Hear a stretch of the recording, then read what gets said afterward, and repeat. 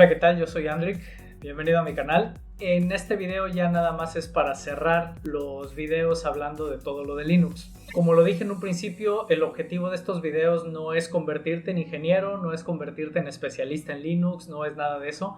Es simplemente darte el empujón para que tú puedas iniciarte en este tema de Linux, que puedas probarlo y que si te gusta, entonces ya decidas adentrarte en él mucho más. Es importante tener en cuenta que si te quieres adentrar más en el tema de Linux, te vas a tener que ensuciar un poco las manos. Poco a poco, conforme vayas avanzando, vas a empezar a ver la necesidad de empezar a utilizar más la consola o la terminal. Vas a tener que aprender a utilizar ciertos comandos.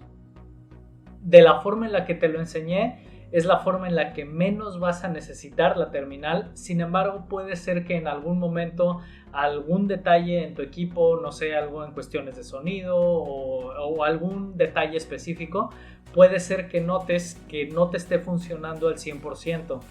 Y entonces si buscas soluciones a ese problema, generalmente esas soluciones las vas a encontrar utilizando la terminal. Es algo que tienes que tener en cuenta, que es posible que te vaya a ocurrir. Es muy probable que en algún momento tengas que aprender a utilizar la terminal.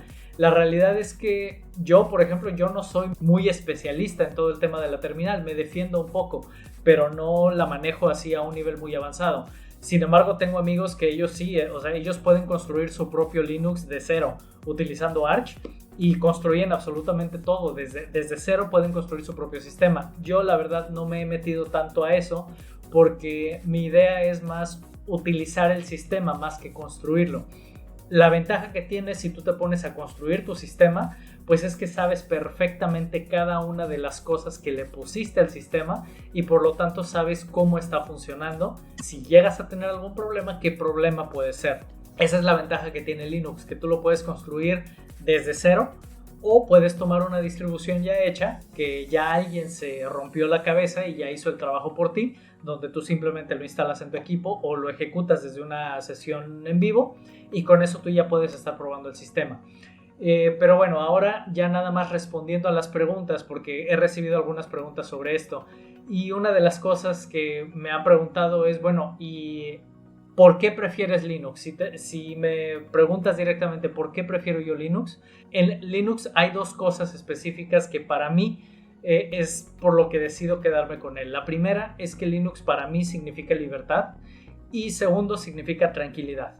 Libertad porque, como ya lo expliqué cuando estás hablando de que tienes algún equipo viejito o algo que lo puedes seguir utilizando, es libertad de no ser extorsionado por las grandes compañías por tener que estar renovando un equipo constantemente. Si tu equipo funciona bien, tiene buenas características, puedes seguir trabajando con él sin ningún problema. Que si no te va a correr como todo lo más nuevo, no importa, o sea, al final un segundo o 2 segundos de diferencia en el trabajo que tengas realmente no representa nada. Sobre todo si tu trabajo es un trabajo casero, común y corriente, que es navegar en internet, utilizar algunos documentos de Office, escuchar música, ver Netflix, etcétera. Para eso, o sea, realmente 1 o 2 segundos de diferencia en cómo se van a procesar las cosas realmente no representa nada.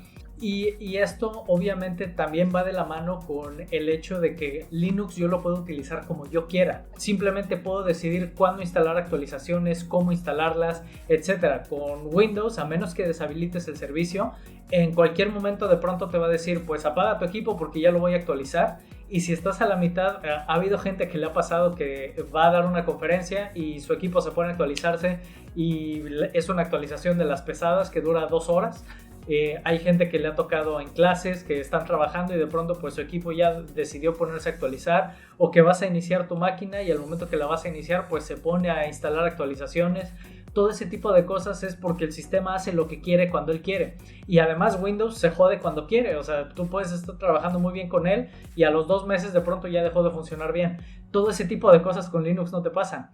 Con Linux, si te llega a pasar algo así de que deja de funcionar, utilizas la función de timeshift, como ya te lo expliqué, restauras tu equipo al día anterior y no tienes ningún problema. Lo que sí llega a ocurrir en algunas ocasiones es que, por ejemplo, con Linux tú no tienes la pantalla de la muerte que tienes en Windows, la pantalla azul que te muestra el error. En Linux no tienes eso, Linux simplemente se congela. Pero es muy raro que me pase eso, o sea, realmente yo con Linux Yo creo que si eso en los años que llevo utilizándolo, si me ha pasado 10 veces, ha sido mucho. Y con Windows, pues no se diga. A cada rato pasaban las pantallas azules y todo. Y bueno, prefiero olvidarme de Windows totalmente. Otra cuestión es que Linux representa para mí libertad en cuestiones de telemetría. Linux no me está espiando. Linux no está viendo qué estoy haciendo, cómo lo estoy haciendo. Y si llegan a pedir algo de información, siempre tienes la opción de poder limitarla o de poder eliminarla por completo. Entonces, esa es otra gran ventaja. Eso, por ejemplo, entre Linux Mint y Ubuntu, ahí sí hay diferencias. Ubuntu tiene mucho más telemetría que Linux Mint. Esa es otra de las razones de por qué prefiero más utilizar Linux Mint. Linux también para mí, otra razón por la que representa libertad, pues obviamente es por cuestiones de que tengo libertad de utilizar, como ya lo mencioné, cualquier equipo. Incluso Linux también lo puedes instalar en equipos de Apple.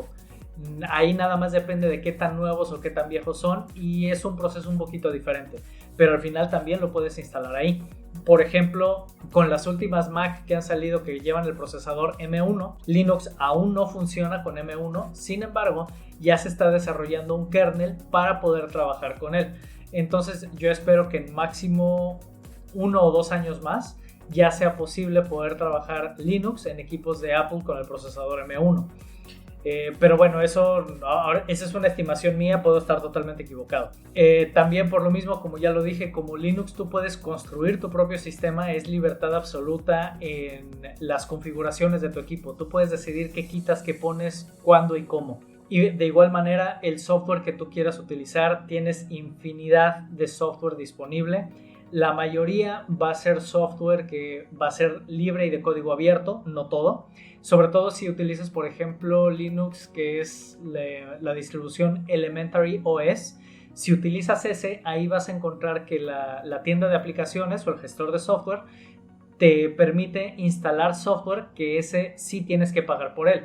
Digamos que esa distribución de Linux, a mí personalmente, yo no me adapté con ella, pero muchos lo consideran así como el Mac de Linux, porque digamos que lleva criterios muy parecidos. Yo personalmente no me acomodé con él, pero conozco gente que es feliz utilizando esa distribución. También por otro lado tengo tranquilidad y libertad del hecho de que Linux es muy poco atacado por malware y virus. No significa que no sea atacado y no significa que no sea vulnerable. Sí llega a ser atacado y sí llega a ser vulnerable. Sin embargo, por cómo está diseñado, si tú tienes buenas prácticas, es muy difícil que tu sistema vaya a ser afectado, vaya a ser infectado. Solamente tienes que seguir las prácticas comunes llamémosle de sentido común cuando estás utilizando un equipo, y es de lo que voy a hablar a continuación. Cuando hablamos de las prácticas comunes, ¿cuáles son? Estas prácticas que te estoy dando se aplican a cualquier sistema, no necesariamente a Linux. Pues bueno, de entrada, cuando estamos hablando de contraseñas, pues asegúrate de que tus contraseñas sean seguras, que no sean contraseñas de una palabra o de 3 dígitos o de cosas así, sino que sean contraseñas un poquito más complejas, que lleven mayúsculas, minúsculas, números, etcétera, para que sea un poco más difícil el que pueda alguien adivinar cuál es tu contraseña. Otro punto importante es considerar hacer respaldos, tener respaldada tu información o al menos tener copias de seguridad de tu información para que en caso de que tengas algún problema que no pierdas tu información. Como lo mencioné al principio, encriptar tu información, sobre todo el disco de sistema que tienes en tu equipo. Y si tu equipo utiliza 2 discos duros y en uno tienes toda tu información personal, pues asegúrate también de encriptarlo. Si nada más usas uno, pues bueno, encriptalo como te enseñé en la instalación de Linux para que desde el principio tu equipo ya esté seguro. También no entres a páginas ni abras enlaces desconocidos que puedan ser riesgosos, porque volvemos a lo mismo. O sea, aunque Linux no es tan vulnerable como lo es Windows, de todas maneras no es invulnerable. Entonces, por lo mismo, ten cuidado, no estés descargando cosas de lugares desconocidos, porque ahí sí puedes instalar algo en tu equipo que tú no te das cuenta y que puede estarte provocando algún problema. Otro punto importante, no sigas tutoriales que hayas encontrado nada más en Google así. Si buscas soluciones a algún problema, asegúrate de que esas soluciones las encuentres ya sea en los foros oficiales de Ubuntu, de Linux Mint o de la sección de ayuda oficial del software que te esté provocando el problema. Y luego, Si ya te quieres arriesgar un poco más y quieres empezar a hacer pruebas de abrir enlaces que desconoces, de probar un software que desconoces, etcétera, crea una máquina virtual. Y en esa máquina virtual instalas Linux y ahí sí ponte a hacer todas las pruebas que quieras. Si al final terminas destruyendo esa máquina virtual, no pasa nada, la borras, creas una nueva y vuelves a empezar. Una de las prácticas que Rob Braxman, que es uno de los que ya mencioné en otro de mis videos, una de las cosas que él recomienda es tener tu equipo base, después crear una máquina virtual, configurarla como te gusta y una vez que ya la configuraste, crear una copia de esa máquina virtual para tenerla siempre ahí disponible. Y entonces empiezas a trabajar. Cuando tu máquina virtual ya tenga 1 o 2 meses de uso, ya habrá acumulado cierta información tuya, la borras y sacas una nueva copia de la original y vuelves a empezar con esa. Y entonces de esa manera tú puedes destruir tu máquina virtual, no tienes ningún problema porque siempre tienes una máquina virtual base que ya la tienes configurada como te gusta y a partir de ahí entonces empiezas a jugar con una copia de esa hasta que la destruyas y otra vez, y lo puedes seguir haciendo constantemente y de esa manera además tienes la ventaja de que tu equipo principal o tu instalación principal de Linux, si todo lo estás trabajando a través de la máquina virtual, tu equipo principal nunca va a tener ningún riesgo, nunca va a tener ningún problema porque toda tu actividad en internet la estás haciendo a través de la máquina virtual. Bueno, me han preguntado sobre diferentes distribuciones de Linux, que cuál es la más amigable, cuál es la más cómoda, etcétera. Aquí, como lo mencioné en otro de los videos, aquí en cuestión de gustos ya se vuelve muy complicado. O sea, a mí personalmente la que siempre me termina funcionando es Linux Mint. Sin embargo, las que yo he probado que me han gustado mucho, obviamente está del lado de Debian, porque como hablé al principio hay dos líneas, está la línea de Debian y la línea de Arch. Y de la línea de Debian, mi primer lugar es Linux Mint. Después de Linux Mint está otra que se llama Feren OS. Hay otra que se llama Zorin OS, esa también está bien. Está Elementary OS, esa a mí no me convenció mucho, pero es bonita si te gusta. Ubuntu, pues es la clásica, pero a mí personalmente Ubuntu ya no me convence, prefiero Linux Mint. Hay ciertas cosas de Ubuntu que no me gusta, por ejemplo cuando hablamos ya de los snaps, que es una forma en la que puedes instalar los programas, es muy fácil, digamos que es un repositorio de software que Ubuntu diseñó y está bien, o sea, es muy práctico, pero incluye mucha telemetría, esa es la razón por la que yo prefiero Linux Mint. Y Linux Mint deshabilita los snaps. Entonces, a menos que tú los quieras habilitar, pues bueno, tienes que ahí ejecutar algunos comandos para poderlos ejecutar. Yo en alguna ocasión lo llegué a hacer, pero al final preferí no trabajar con snaps. Cuando estamos hablando para equipos muy viejitos, equipos con procesador de 32 bits que tienen 2 GB en RAM o menos, mi recomendación sería, si ya estás un poquito más avanzado en el tema de Linux, te recomendaría el que le puse a la maquinita Acer One, que es Q4 OS. Ese es muy ligero y funciona muy bien. Si tu equipo no es tan nuevo, pero digamos que tiene buenas características y ves que con Linux Mint la versión que te enseñé no funciona del todo, entonces te recomiendo que descargues la edición Mate. La edición Mate es lo mismo, es el mismo sistema, nada más que gráficamente es un poquito más limitado. Sin embargo, te va a permitir hacer todo exactamente igual. Entonces, si tienes un equipo un poquito más viejito que esté batallando con Cinnamon, que es la versión oficial, la que te enseñé cómo instalar, entonces utiliza la versión Mate y con esa no vas a tener problema. Y bueno, de las distribuciones también otra que me dijeron, bueno, y si yo vengo de Windows y no me quiero perder así en absoluto, si quieres sentir que estás utilizando Windows en Linux, entonces utiliza Windows FX. Esa es otra distribución y esa es prácticamente un clon de Windows en Linux, al menos clon de Windows 10 la última vez que lo probé. Es muy parecido. Incluso trataron de hacer todo de una forma para que se pareciera a un clon de Windows. Entonces, bueno, es otra opción que tienes. Yo personalmente no la recomiendo porque viene con muchísimo bloat, muchísimo software que no necesitas. Pero si te quieres sentir casi como si estuvieras usando Windows, puedes utilizar ese. Al menos te puedes reír un rato.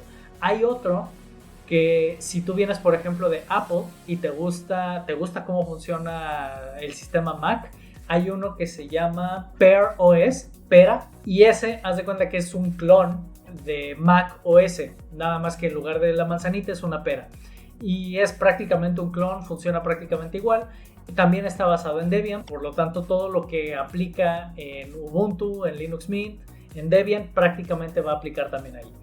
Otra edición que me gustó muchísimo y esa la utilicé casi por 2 años fue Deepin. Deepin es una distribución de Linux hecha en China, lo cual eso a unos les puede gustar y a otros no les puede gustar. Pero la verdad está muy pulida, está muy bien. Esa está basada directamente en Debian, no en Ubuntu. Pero la verdad funciona también bastante bien. Al final, después de como 2 años de estar utilizando Deepin, después regresé a Linux Mint. Y Linux Mint es menos bonito que Deepin. Sin embargo, sí me da mejor experiencia de uso que la que me da Deepin.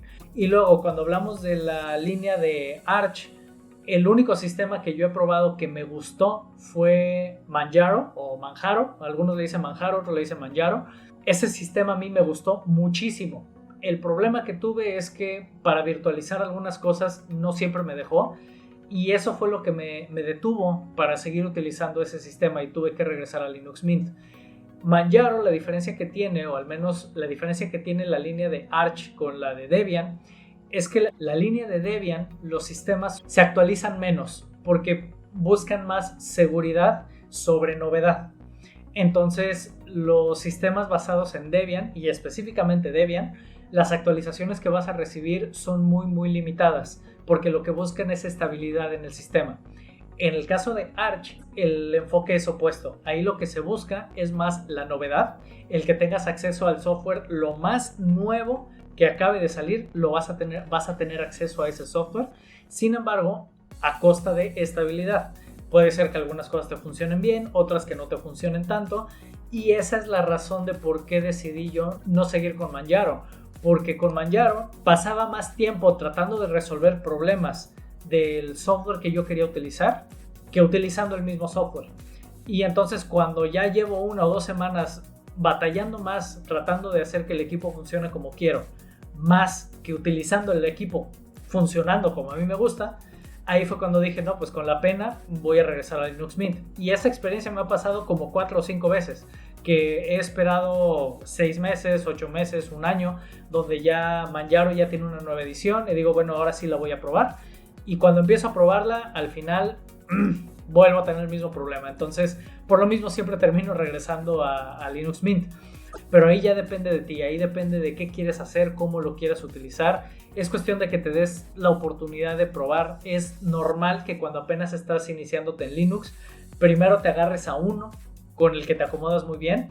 Y ya que empiezas a sentir cierta seguridad, empiezas a hacer lo que se le conoce como el distro hopping, que es estar cambiando de una distribución a otra, estarlas probando, ver cuál te gusta. Al final puede ser que a ti te termine acomodando mucho más una que a mí no. Y no pasa nada, de eso se trata, de que al final no hay por qué ir evangelizando, diciendo solamente tienes que utilizar esta distribución y las otras olvídate de ellas. No va por ahí, la idea de Linux no es esa. Yo empecé dándote Linux Mint porque es lo que en mi experiencia pienso que va a ser más fácil para ti si vienes de Windows. Pero al final, si tú quieres probar cualquier otra, simplemente toma los mismos criterios que te he dado en estos videos para que tú instales la edición que te guste. Y al final, pues una vez que ya empiezas y que ya empiezas a aprender cómo solucionar problemas con tu equipo, cómo hacer muchas cosas, es donde empiezas a ver la maravilla, y es cuando empiezas a darte cuenta de qué tan atado te tenían los otros sistemas anteriormente, que Linux no lo hace. Y ahora, si lo que quieres saber es, bueno, ¿qué software puedo utilizar? Bueno, ya mencioné en los otros videos cuestiones de diseño gráfico, cuestiones de virtualización y de equipo de suite ofimática. Ahora, si tú lo que estás buscando es, por ejemplo, ediciones de audio, yo personalmente utilizo Audacity y con Audacity no tienes problema. Ahora, Audacity acaba de ser adquirido este año por una compañía donde ahora está tratando de meter telemetría.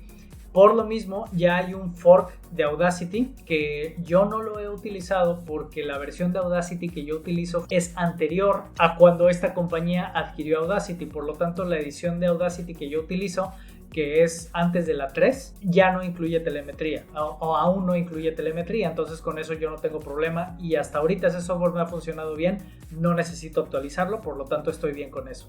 Para ediciones de video, que es el editor de video que yo siempre utilizo para todos mis videos en YouTube, es Kdenlive. Antes utilizaba Lightworks, también muy bueno. Aquí ya depende si te quieres enfocar más a ediciones de video, pues bueno, es cuestión de que hagas pruebas, que te adaptes. Lightworks tiene mucho potencial, es un software a un nivel prácticamente profesional si pagas por él. Si no pagas por él, tienes acceso a prácticamente todas las funciones, pero sí hay algunos detalles que te limitan. Para todo lo que son capturas de pantalla, cuando estoy enseñando cosas que hago en mi pantalla y todo, utilizo un software que se llama Voco Screen y ese está muy bueno también. Con ese tú lo instalas y puedes grabar lo que estés haciendo en tu monitor, ya sea por zona o la pantalla completa. Puedes grabarte a ti mismo, puede verse la pantalla, así como cuando estaba yo explicando la instalación y se veía ahí la pantallita donde me veo yo. Todo eso lo hago con Voco Screen. Ahora, si quieres hacer, por ejemplo, ya live streams, entonces tienes OBS Studio, que está disponible para cualquier sistema. Un software que yo utilizo mucho para las capturas de pantalla, no en video, sino en fotografía, así como la herramienta de recortes en Windows, es un software que se llama Flameshot. Es muy muy útil porque con ese tú puedes capturar un pedazo de la pantalla y le puedes ahí mismo poner flechas, enmarcar, borrar cosas, etcétera, todo desde antes de haber guardado la captura de pantalla. Entonces esa herramienta es muy buena también. Para reproducir videos siempre utilizo yo VLC Media Player, pero también hay algunos videos que de repente batallo un poquito en poderlos reproducir y el reproductor predeterminado que trae Linux Mint, que es Celluloid, funciona bastante bien. Para virtualizar sistemas utilizo tanto VMware como VirtualBox. He encontrado que hay algunas diferencias, por ejemplo con VMware, si yo quiero utilizar el micrófono que estoy utilizando en este momento, si yo lo quiero utilizar en mi máquina virtual, si lo utilizo en VirtualBox no me reconoce que es un micrófono Yeti, me reconoce nada más que hay un micrófono.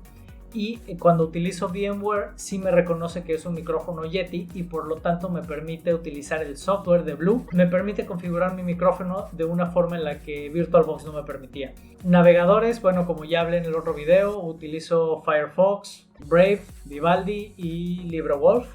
Y bueno, después de este video yo no voy a hablar ya más de cómo resolver problemas de todo eso en Linux, porque ese no es el objetivo de este canal. El objetivo es nada más el abrirte la puerta para que de ahí tú decidas meterte y ya que profundices tanto como tú quieras. Ya lo siguiente de lo que voy a hablar es tanto de seguridad en Android como también cómo empezar a salirte de Big Tech. ¿Y esto qué significa? Que cuando ya no quieras utilizar los servicios de Google, sí hay formas en las que tú puedes sustituir esos servicios. Al final tener prácticamente lo mismo sin depender de Google ni de ninguna otra compañía más que de puro software de código abierto y libre. De eso lo voy a hablar en otro video para no hacer este video demasiado largo. Sin más, te agradezco muchísimo que hayas llegado hasta el final de este video. Si te gusta todo el contenido de este canal, suscríbete, dale click a la campanita, utiliza los enlaces que te dejo en la descripción. Si te gustó el video, dale like. Si no te gustó, pues dale 2 veces abajo. Y bueno, si te gusta todo el contenido del canal, pues te dejo en la parte de aquí. Me puedes hacer una donación en ETH, Hex o USDC a la dirección que te dejo ahí. No te sientas obligado a hacerlo si no puedes, pero te agradecería muchísimo si lo puedes hacer. Sin más, voy a dejar este video hasta aquí y nos vemos en el siguiente. Hasta luego.